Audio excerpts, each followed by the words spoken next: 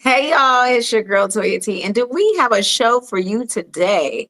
I'm always talking about, the magic of Black women. So this show is called Black Girl Magic Science Edition. I'm going to go ahead and welcome on in so that you guys can meet some of these fabulous women. Come on in. Hello, hello, hello. Good Hi. evening. Hello. Hi, So thanks for having us. we appreciate you guys being here today. Your order changed a little bit, so I'm gonna have Michelle go ahead and do an introduction first, and then we'll go around the corner. Sure.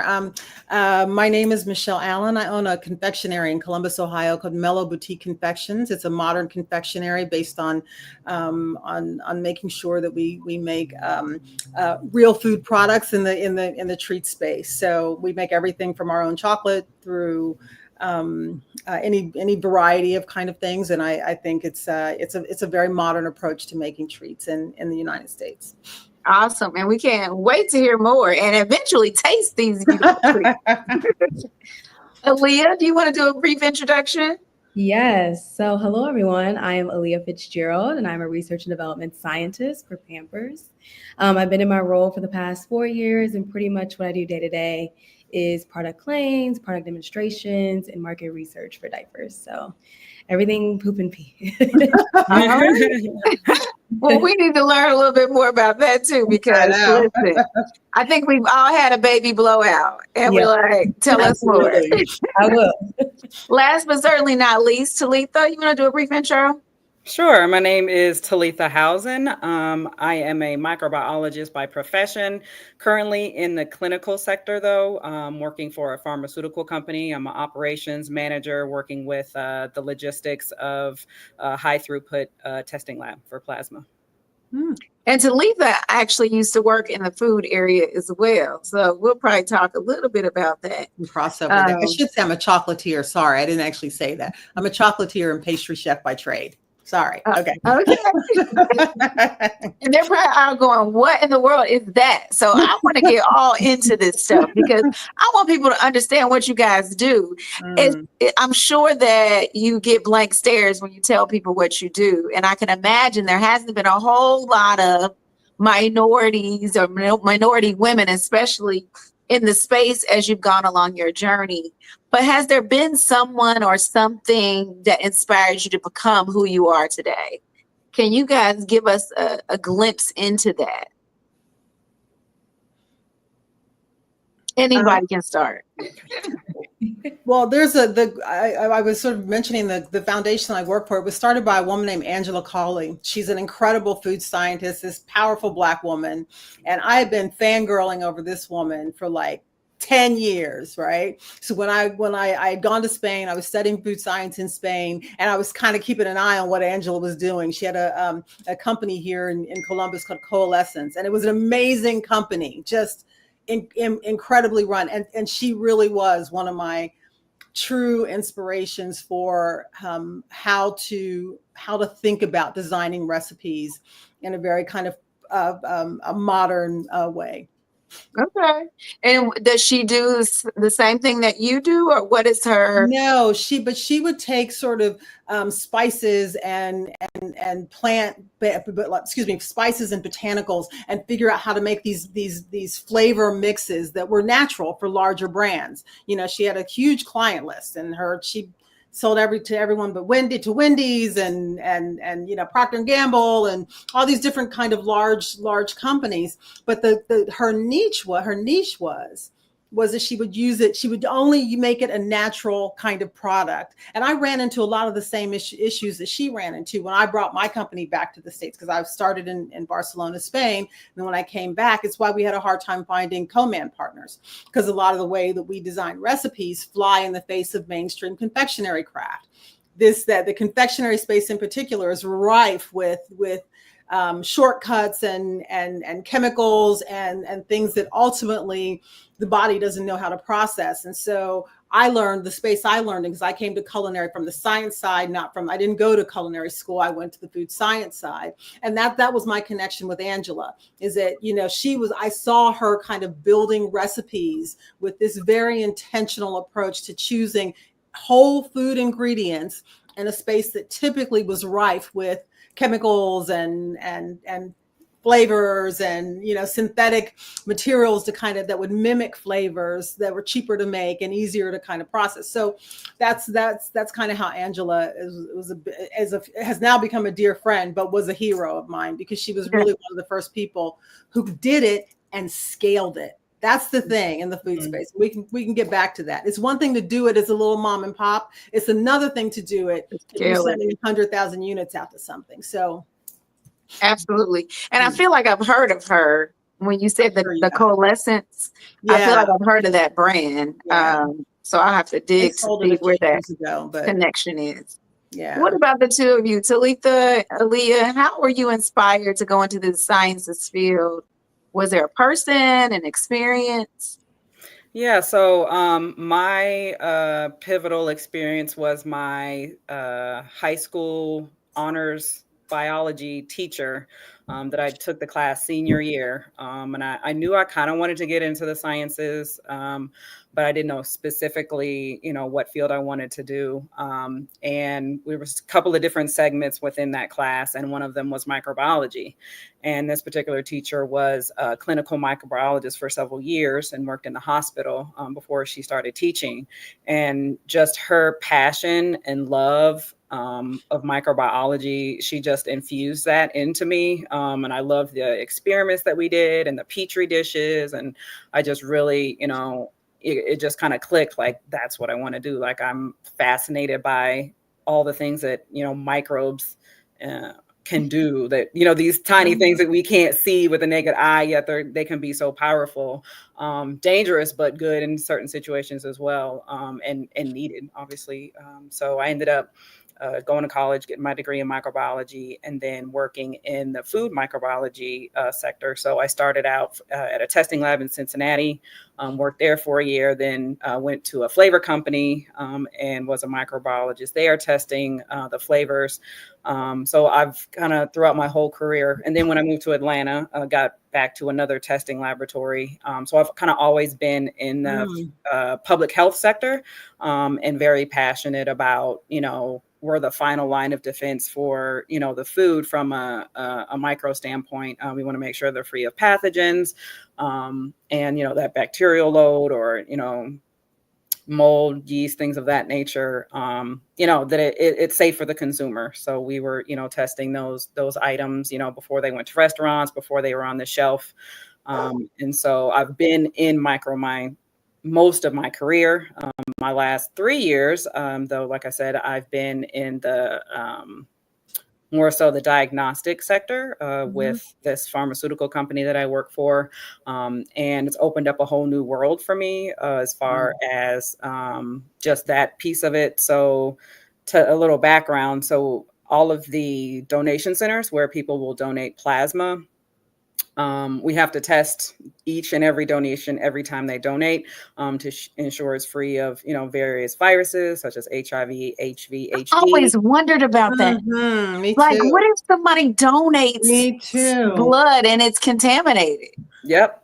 And again, that final line of defense in the testing to ensure that it's safe to then use that as a material in manufacturing drugs. And so these plasma-derived therapies are, you know, life-saving and, you know, life-changing for a lot of patients that have rare diseases that can only be treated by plasma. So we call it liquid gold. And so it takes so many donations for one treatment. And so we need, you know, these donations from people across the country so that we can continue to supply this, you know, to patients around the world. And so. you know it's valuable because I remember in high school, they had a blood drive at my school. And I signed up trying to be a good citizen, like let them take my blood or whatever. And I passed out. Like after that, I said, never again. They took too much from me. I said, I'm only 102 pounds. They done sucked all they could. I said, I must have a rare blood type or something they were trying to get because I never did it again. And you see advertisements for plasma all the time. What'd you say? You see advertisements for plasma all the time. I see them all the time. Yeah, Yeah, and it's it's a big really business. needed. Yeah, Mm. it's really needed. So Mm. we appreciate each and every one of our donors.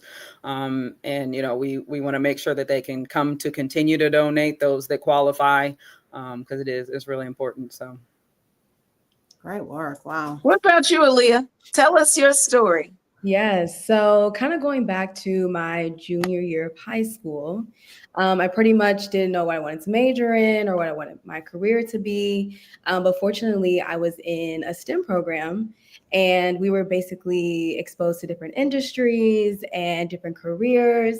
And one day, the ladies who worked on Pantene Gold, so the African American airline through Pantene, they came and talked to us. And they were in R&D, pretty much sharing how they took this idea to launching the product and kind of like the things they went through. And I just remember feeling so inspired and being like, that is exactly what I want to do. Like that day I decided, this is what my future is going to be. And so I remember asking them, like, what did they major in? And majority of them majored in chemical engineering. So myself, I went off to major in chemical engineering myself, and I work in R&D. So definitely full circle. And that wow. inspired me to where I am today. That's awesome. awesome. Yeah. And do you feel like you made the right decision? Like you feel like you're a square peg in a square hole? Yes. That's good. That's good.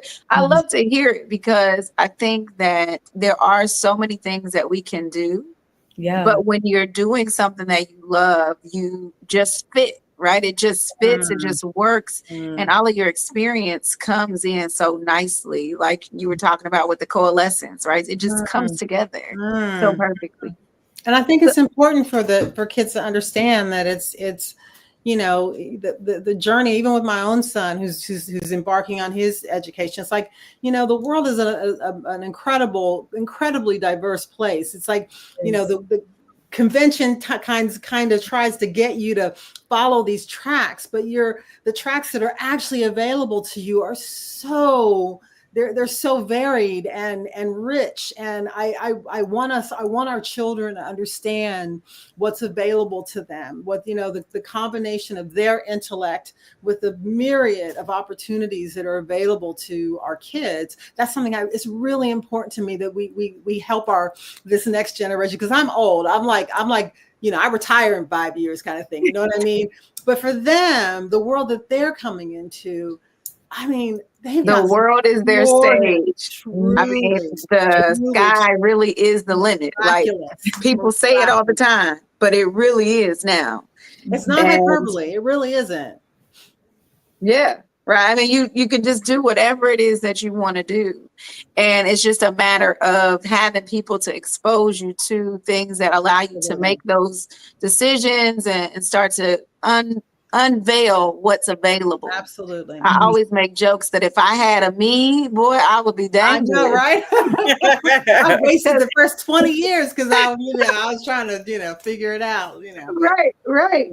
And so what would you say to parents that are trying to instill, the love of science in their young people? What are some things that they can do that would allow for their kids to get more exposure or to know more of what's out there? Yeah, I can go. I've got 2 kids right now that I'm experiencing that with. I have a 14-year-old and a 7-year-old. And I think it's all about feeding their curiosity. Like kids are naturally curious, and just feed that.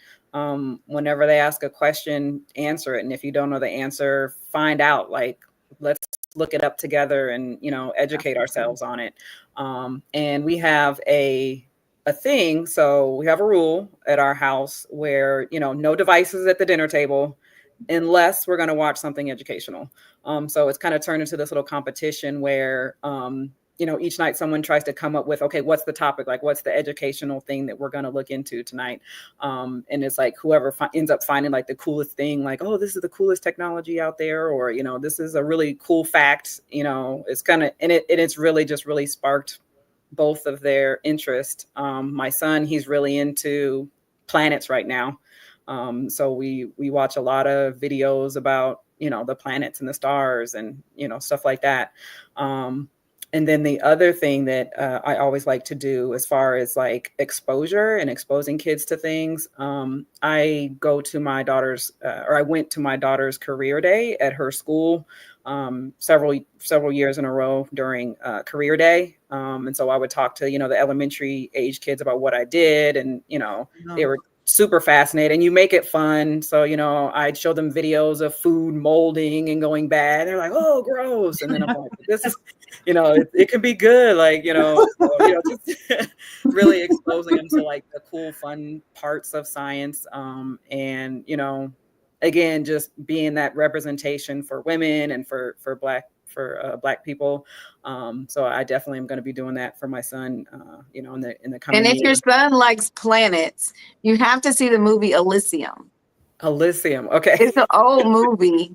It sounds familiar. I feel like I might have seen it. What happens in it, you could totally see happening now. It's talking about like space as a whole new generation, like literally people going to a whole nother world and leaving everybody else back here at Earth.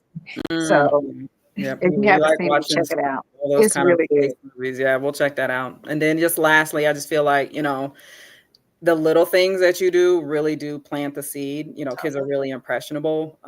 So, if again, you don't know the answer, or, if you're just, sending them to something like, well, why don't you try this out? Like they really will, kind of feed into that.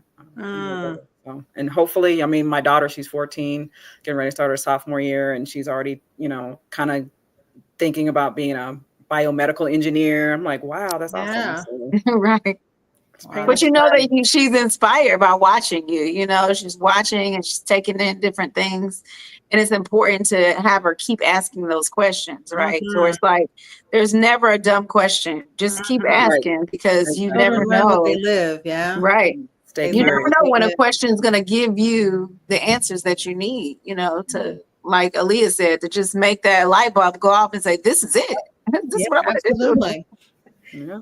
And make them problem solve. It's like, don't, that's the thing, because we do a similar thing in our house, Talitha, with which if we watch something, we're watching something that has a particular point to it, but also to make them problem solve. It's like if Miles, my son's name is Miles, if he would come to me and say, he'd have this, something or other, he'd be like, what is this thing and how does it work? And I'd be like, hey, let's figure that out. I don't know either. So, we take apart all kinds of stuff in our house, and I value that more than the thing itself. I mean, if he wanted to, take a monitor apart, or because he had because my son's also, he's autistic and ADHD, so he has these very kind of specific kind of things that he gets really hyper interested in, and I would let him go all the way down that rabbit hole with it, and it's like, and it's serving him well in his life. He's interested in some kind of engineering, and he's trying, but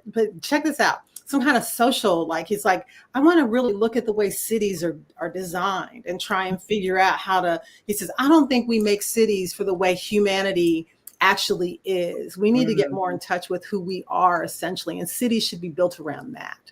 Right. I'm like, he's right. He's right. And everything in this country gets distilled down to, the money. How much does it cost? You got to make the building this way because that's the cost involved. Whereas, he's been in other parts of the world and he's seen buildings that were designed around inspiring humanity and inspiring creativity or inspiring spirituality, and it's designed around that, not the kind of necessarily the practicality of it. And I'm encouraging that in him.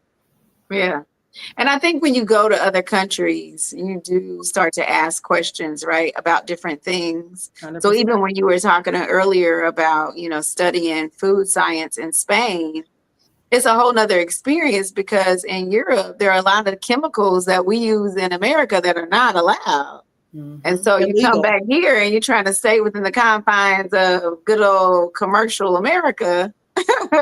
And it's just a different experience. Yeah, it really is. We've really run into that a lot. And interesting enough too, I went to this because I was interested in it. My son was in nursery school, and I was in Barcelona right when gastronomy was kicking off, and the University of Barcelona was offering these incredibly kind of like science-based gastronomic classes, and I was like, hey, that sounds cool.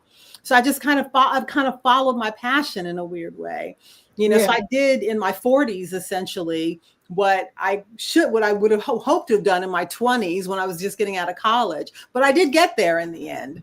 And so that's kind of why I was saying in the beginning that I think that the path isn't necessarily straight, and that's okay. You know, this is my third career.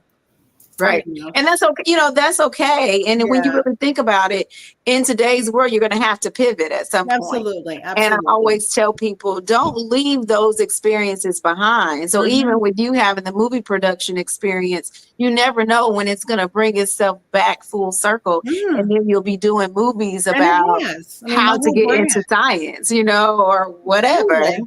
Totally. So I just always tell people those experiences don't leave them behind, because although they may not seem relevant in the moment, they may show themselves in a later point in time where you've pivoted to use that same experience that you thought was irrelevant to what you're doing now. And then you bring something unique to that process because of the breadth of your unique experience. You know, it's valuable. It is valuable. Yes, yes. And so we all obviously know that the world has changed a ton, even in the last 5 years. And how has it changed as it relates to science specifically? And what do you anticipate those changes might be for the next 5 to 10 years?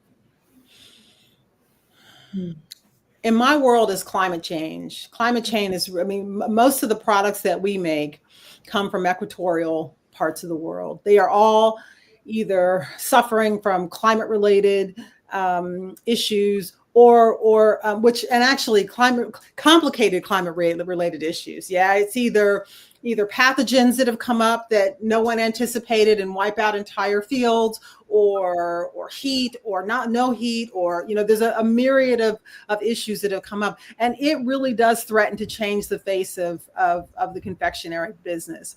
And you know, I was at a conference last year in New York where we're talking about what are we going to do, because coffee is another one. You know, it's like there's an anticipation that we really do not have enough coffee. We can't grow coffee in enough quantities to actually serve the demand to supply the world with the coffee that we drink. So what are we going to do? And there are companies.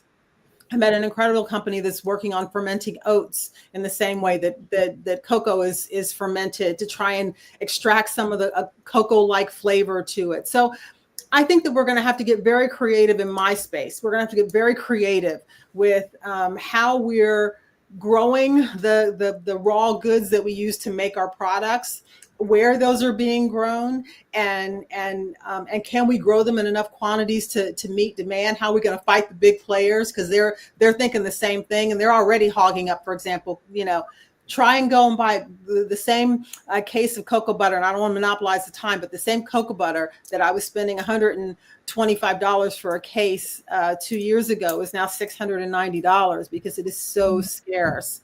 And it's if you're evaluating what your business model is, it's a I mean, I know it's a science-based question, but it comes down to science. Science is going to be the thing that solves this problem for us, because it's acute and it does threaten the entire industry. What about you, Aaliyah? How do you see the world changing? I know that you're in the pamper space. Yeah. But have you given it any thought as to like how things are going to change and what you anticipate will be different? So I would say the world has become just more like data driven, especially like in the industry that I work in. Pretty much my day-to-day, there's so much more like platforms out there to look into data. And even just like thinking about our phones, they ask you if you want to track, they ask if you can track their data and all that stuff. So I feel like we're using more and more of that to really kind of dive into like, what are we doing every day and what is to come for the future. So I feel like that is really becoming the big thing in terms of technology and the platforms that are out there in terms in terms of predicting trends and where will we go in the future? Yeah.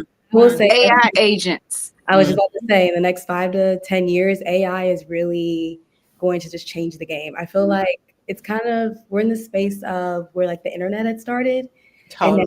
then AI is just going to take over and just create things and make it faster for us to be more accessible.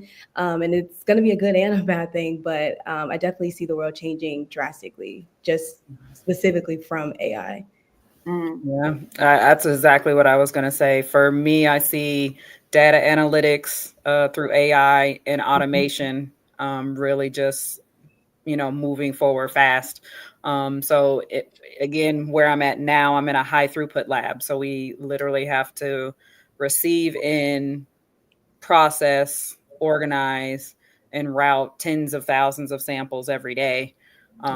So how do you do that with upholding quality, but efficiently enough to get these results out so that we can release this plasma for use? And so what's changed? I mean, I've been in the industry 20 plus years. And, gone are the days where, someone's there with a pipette just sitting there, hand pipetting samples.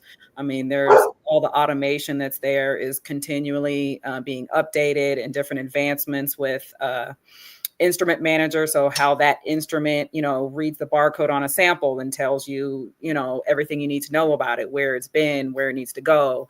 And, it's robotics that are moving these samples around, doing the PCR testing. So they're actually doing they're running the diagnostics testing. Like the technicians are operating a machine. Like you're having to learn how to operate a machine, not how to pipette a sample. So, and then with the AI and the data analytics, there's all sorts of different, different softwares, like I said, and agents that we're using to analyze like donor background, and, what time of day is the best for donors, what kind of incentive do they want? Do they want cash? Do they want to be able to put it on a card to spend? So, we have all these different things that we use to, again, draw donors into the donor centers. And then just routing and managing samples. Like I'm in logistics. Like that's my job, to make sure that we can route these samples efficiently. Right. And without those data analytics and without AI, it would be tricky. So What, if anything, is not going to be replaced by robotics and AI? Is there anything that you feel like, you know what, this will be a pretty safe place to go within the sciences because they're going to need humans there? Is there anything like that where you think like they couldn't possibly? I mean, I don't think that it'll ever replace anything. It's going to enhance and make it better. Like you still need that human element to interpret, whatever the Right now technology you do. data is. Well, right now, yes. But yeah, it's really. I think even afterwards, I think because there's a way that our brain, what our brains do. I mean, as fast as AI is, and as amazing as AI is, and I use it all the time, it still doesn't do that thing that we do somehow. There's a spark of something that just comes from this mush in our head that I've seen already with AI doing really kind of amazing things for my business and whatnot. But it still can't get to that spark of creativity that I perceive. Maybe Not I'm yet, wrong. Michelle, but I'm telling you, that's what we thought back in 2000 when the internet came, and we was like, oh my gosh, the internet is amazing. Now you do a Google search and you're disappointed. Right? Think about that. Like, it's like, this is not what I asked for. Now I got to go to ChatGPT to get what I really needed. Because Google used to be at the cutting edge. And now Google is behind. Like, to think that even is a thing is crazy to me. But they still don't think. In our last minute, are there any resources that you like to give to folks, and any contact information if people want to reach out to you and learn more? You on mute, Michelle. Sorry, my dog was having a tantrum. I'm gonna put the foundation in the chat, so maybe you guys can put on the website, the George Washington Carver Food Research Institute, exposing kids to the amazing world of agribusiness through STEAM. It is solving problems that food, and particularly food problems that are going to help the world considerably. These It kids are should be on amazing. the screen. I don't know what happened. I don't know if they're not able to put it up there or not. Any contact information? Okay, there we are. So this is the website that you're talking about, Michelle. Yeah, that's it. That's it. And so they start at like 17, you said? Yeah, 16 to 18 is the first cohort, and they're like developing also for college age kids. They take these kids into labs where they go to farms, they do research on farms, they go into labs. They, it's a very hands-on way of learning, and they're having like 83% of the kids go on to some kind of agriculturally based business. So it's Awesome. really. It's And any contact information you want to leave, Michelle? for me? Yes. Yes, sorry. I'm pushing the foundation. Sorry. Yeah. Mellow Boutique Confections. We are in Columbus, Ohio. Mellow.co is the website. Check it out. And there she is on Instagram. So if you want to follow her for more of those confections. Any contact information that you guys want to leave, Talitha or Leah? Yeah, people can follow me on Instagram at curl_teas_. There, see it on the screen there. On TikTok at Honeybee Sweet Tea, and on LinkedIn as Talitha Housen, my name.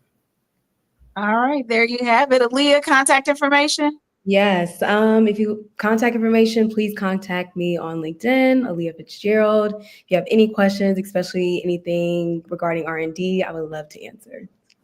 All right. Well, we appreciate you guys joining the conversation tonight. This has been fun. Yes. We appreciate you. And with that, we're going to go ahead and say thanks to our sponsors. We'll be right back.